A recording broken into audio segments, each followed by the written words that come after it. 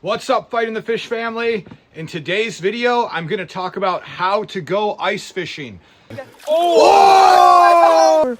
Looking. Oh! I think he's on it. Yeah, he is. Yes. Yeah. Heck yeah. I'm trying to smash my leg into that.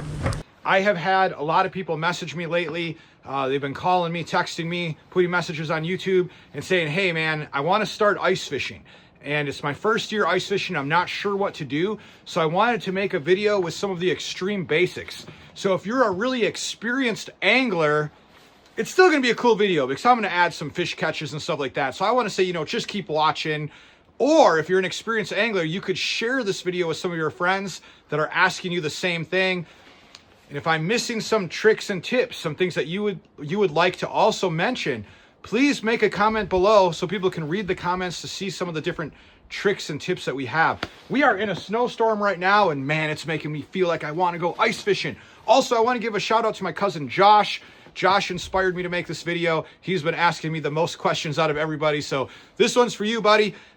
First of all, I want to talk about some safety precautions. So the ice is never safe. I get a lot of messages and people are like, hey, is the ice safe? Is the ice safe? And the answer is no. The ice is never, ever safe. So few things you want to have prepared. First of all, if the ice is real dangerous and it's new ice, very, sketchy ice, you might want to have a spud bar, which is a big metal pole. And now I have a spud bar, but it's in my garage or whatever. But you might want a spud bar where you can hit the ice as you're walking out to it, okay? Oh, geez. And we're through. It's like 3 inches. If you see other people out, it's generally a good indication that you can probably walk to those spots safer, right? So there's one thing is you might want a spud bar. Another thing is, if you can see here, I'm wearing a flotation coat. So this is a flotation coat, and you can't see it because the angle of the camera, but I'm also wearing flotation bibs. So I have basically flotation pants on and a flotation coat. Not only does it keep me super warm from the elements, but if I was to fall in, they actually float.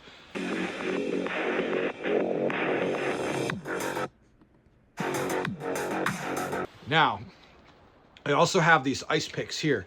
So if I was to fall in, and imagine this, you fall into ice and you're trying to pull yourself up and you're not able to pull yourself up, you can take these and open these up here and you can grab onto the ice to be able to pull yourself up out of the ice or out of the water. Now, besides those things, something I want to mention that I often see experienced anglers not wearing, and that's cleats. So on your boots, you want to have cleats so that you can stay attached to the ice so you don't slip and fall.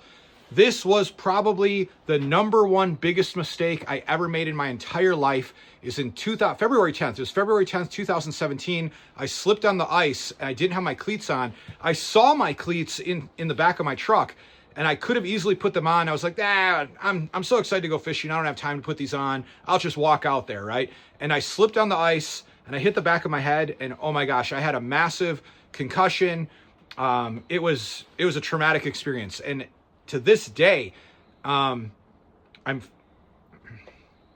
now I'm feeling a lot better, but it took a really, really long time to recover from that. An extremely long time. And I've heard of people actually slipping on the ice and dying because of things like that. So make sure you have these safety precautions in place. Another safety precaution, I've got my auger laying right here. Man, it is all full of snow, but I wanted to show you this. If you have an auger here with the blades exposed, that's real dangerous. So when you're traveling with your auger, make sure your blades are covered. It's not just to protect the blades, but it's to protect you and people that you're fishing with as well. If the auger was to slip out of a shed or someone grabs it wrong because they just don't know what they're doing and they touch one of those blades, those are razor sharp and can be really dangerous. So now that we're a little bit safe, let's talk about catching some fish. If you're in Wisconsin, you're allowed 3 lines per person. So generally when I'm fishing, I'll set up 1 rod as my jig rod. That's kind of designed to catch me, hopefully, a lot of fish to keep the action going while I'm waiting for the flags to go up on the tip-ups. That's generally how I do it. I know a lot of other anglers do it that way as well. You got a kid, bring a kid with you. You can put 3 other tip-ups out or 2 other tip-ups, give them a jig rod. One thing is I like to move around a lot. If you're staying in one spot fishing for a long time and nothing's really happening, you got to move and move and move and move. I fished ice tournaments before and we're always moving. It's not always sitting down in one place like you would think ice fishing is, but I recommend move and move and move and move until you find the fish. And now if you're gonna use your jig rods, here's some really basic techniques. So a lot of times the ice fishing, let's say I'm fishing for bluegills, you know, the bluegills are really cold and oftentimes there's a negative bite. So you wanna make sure you have a very light tip. This particular rod has a spring bobber kind of built into it. So that rod is really, really light. So sometimes these bites are just little tiny bites, right? I'll generally drop my line straight down, feed that line down into the hole. And once I see my line go slack, I know it's on the bottom, I'll reel it up. You know, it's just a little tiny bit off the bottom. If I have electronics, that definitely helps me a lot so I can see where the fish are. But if I don't have electronics, I'll reel it up just off the bottom a little bit. And I'm doing just little tiny jigs. If I'm fishing bluegills, this is just a little tiny motion like this. Sometimes I'll even take my finger like that to give it a little action, just like that, right? You got to kind of see what the fish wants. Sometimes you need to make it sit still depending on the species of fish. Sometimes you got to reel up to the fish. If you're fishing for crappies or something like that, perch are generally hanging out a lot tighter to the bottom. But usually when we're thinking panfish, and this isn't all the time, right? So don't make a comment and say like, oh, Justin, you crazy. It's not all the time. I'm speaking to the beginner right now that just needs to put some fish on the ice, right? A lot of times we downsize, okay? So the lures, let's say I'm fishing for bluegills. I don't know if we can even see this here, but look at how little that is right there. Can you see that? Okay, so I'll use like a real small jig like this. So I might use like a little gill pill or something like that and just go real small, right? Maybe tip it with one little waxworm, or sometimes the waxworms are a little too big even. So maybe I might use like a little red spike. Sometimes it's good to have a red spikes and a white spike so you can see what color they want. But we're gonna go real tiny on those, right? There we go. Good one. Yeah. Oh yeah. To take advantage of those really light bites. Now sometimes if your rod is a little stiffer, like this rod was a little stiffer, you can purchase a spring bobber like this. Feed that line up through the spring bobber, right? I use like a little sewing needle to get that line through that spring bobber, right? And like this is really, really sensitive. So when the fish bites it, you know, any little tiny little bite like that, you'll feel it, right? We're talking about, this is cold right now. So these bluegills, they're not going to be slamming the rods like they generally do when we're summer fishing, right? It's going to be a little tiny bite, little itty bitty bites. You got to be ready for that. And you got to be prepared to feel those light bites.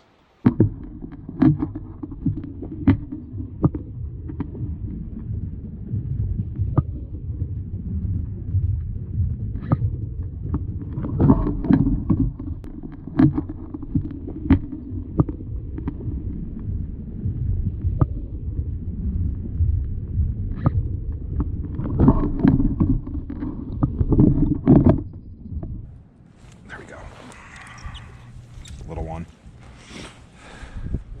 Nice gill. Yeah, that would be keeper. Yeah, it would be. Anything right now. Nice job, buddy.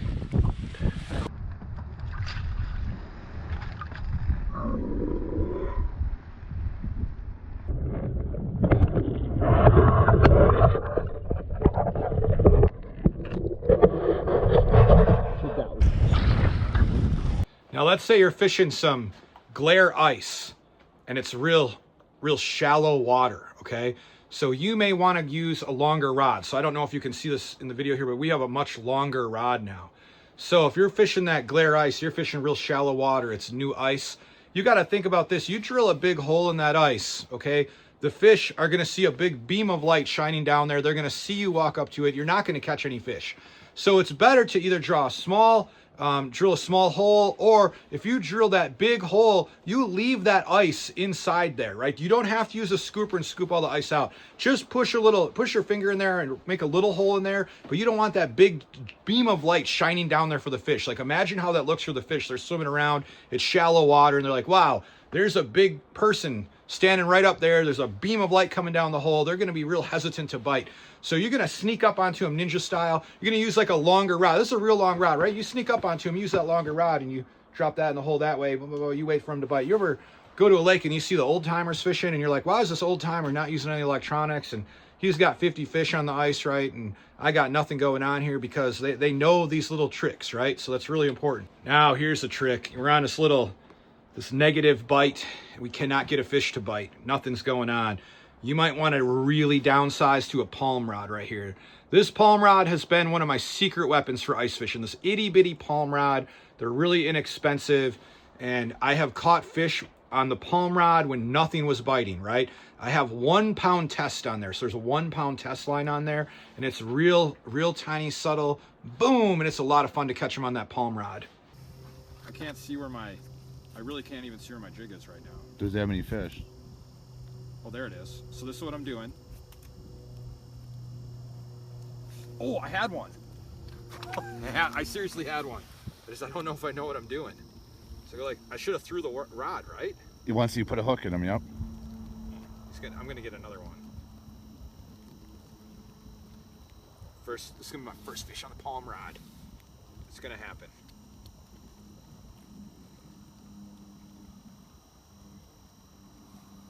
My hands are cold. So snow has come down good today. Pulling them out. There's the rod. Don't put the rod in the hole. No, don't put the rod in the hole. Oh my god, oh my god, oh my god. He's in your transducer. Oh my god. Pick him, lift both, yep. Oh no, no, oh, look at that. Oh, that's my first fish on a palm rod right there. Yeah, that's boom. a good one. He followed me way up. I don't know what I got. This feels good. Oh, it's a nice. Oh, that's what I was after right there. Boom. There are applications when you can go bigger with your lures and with your rods. So sometimes you can call those fish in with a bigger bait, with a bigger rod. Of course, you can catch walleyes, you can catch pike on jig rods. Me personally, I've caught a lot more of those fish on tip-ups, but it can be done. I've caught a lot of lake trout through the ice, fishing with much bigger lures. That'd be for a whole nother video. That's like a whole nother thing. That's probably not for a beginner, but you can go bigger if you want to. One of the things I will oftentimes do with bigger lures is I will use it to call the fish in. So I will be ripping that bigger lure up and down, trying to get the fish to recognize it, just kind of ringing that dinner bell. And then once the fish show up, then sometimes I'll downsize to catch them. All right, now we're going to talk about some tip-up fishing. First thing is you want to fish with the Beaver Dam tip-ups, right? So I live in Beaver Dam. Shout out to Beaver Dam tip-ups. I think they were bought out a while ago, but they still are a really good solid tip-up. So I prefer the Beaver Dam ones. This little Beaver Dam pirate ship tip-up has caught me so many fish. It's just crazy. So how am I going to set this? So right now I have this tip-up set up for pike, and I'm using like a braided tip-up line. Okay, so the line doesn't freeze. It's a real strong braided line. And I believe it's just called tip-up line, I'm pretty sure. And of course I hooked my jacket. There we go. So for this particular setup, I have a leader. So I have a thin steel leader because I'm fishing pike, right? And then I have a treble hook just like that at the end of it. Now, oftentimes I'll put different things on my tip-ups. I saw some of them have like little beads like this. Some of them, probably my favorite one, I've got a couple that have like blades on them. It's just to give your minnow a little bit of flash. If I'm fishing, this is pike fishing, right? So if I'm fishing walleyes, I really do the exact same setup, except I just way downsize that treble hook, and instead of using a steel leader on that swivel there, I put a fluorocarbon leader. So fluorocarbon leader, much smaller treble hook, and this is set up for big golden shiners or some kind of big live bait, where with the walleye setup, I'm using a much smaller minnow, large fat heads, or even a real small shiner. Now, just in case, like you're brand new and you have no idea what's happening here, is a fish bites, and when the line pulls, it sets the tip up, right? So you walk over that tip up and you see if the line's spinning. That's the first thing you're gonna see. Is the line spinning? Look down the hole. Is line off to the side? If it's straight down, maybe not a fish, right? Because you set them straight down. But if the line's off to the side and this thing's moving, there's a fish, right? You're not gonna just take it right out of the water and mess your fish up, right? What you're gonna do is you're gonna feed it some line. Bring the tip up out of the water. Feed it some line. Oh, hold on. We're a little tangled here. Great. Okay, feed it some line, okay? And then once you've fed it some line, kind of feel it. Is the fish there? Set the hook, right? Not too hard, but give it a little set so it hooks that corner of the mouth or the top of the mouth, and then start bringing that fish in, right? Oh, Chase just got here, and he's already hooked up. I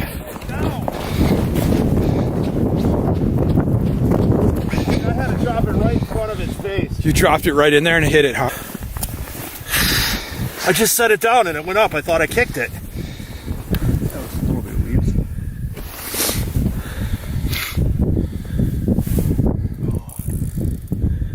He's running. Whatever it is, it's good. It's a pike. There's the blade. So his head should be coming up. Nice. Grab it. Got him. Nice, man. Fighting the fish! If I'm gonna set depth on a tip up, and you can use this for a jig rod also, but setting a depth on a tip up, you're gonna use like a big depth finder like that, right? Something like that. Stick that on the hook. Okay, here we go. I'm just gonna stick that on the hook.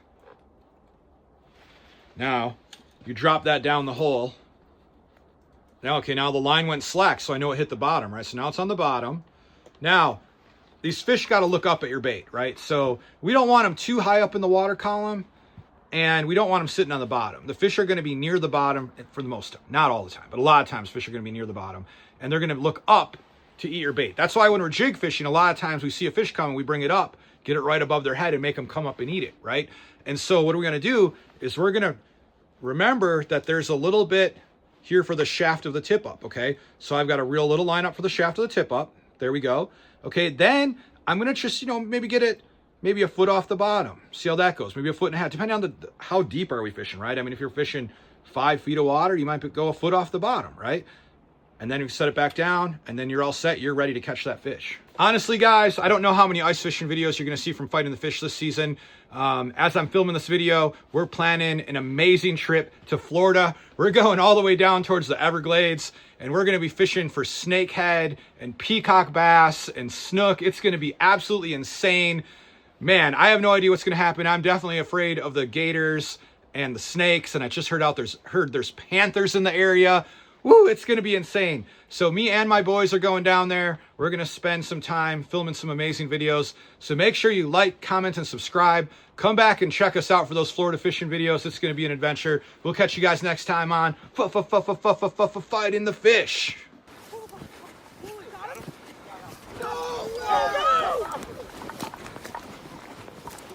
What?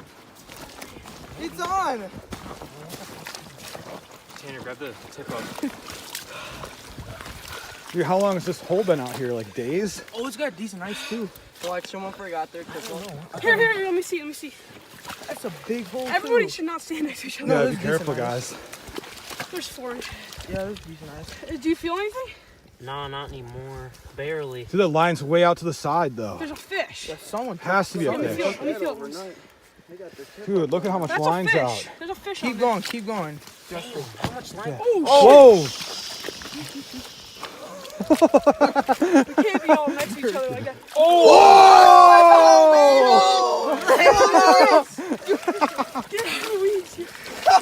That's what's up, guys. You guys gotta check your tip ups because someone in the house, man, we've been out. Left it over Dude, so it's like almost spooled, Holy shit. and we just caught someone else's fish. Do you know my fishing channel, Fighting the Fish? Yeah. All right, this is gonna be on it. Say Fighting the Fish. Fighting fish. Let's have everybody do it. Ready? 1, 2, 3. Fighting fish.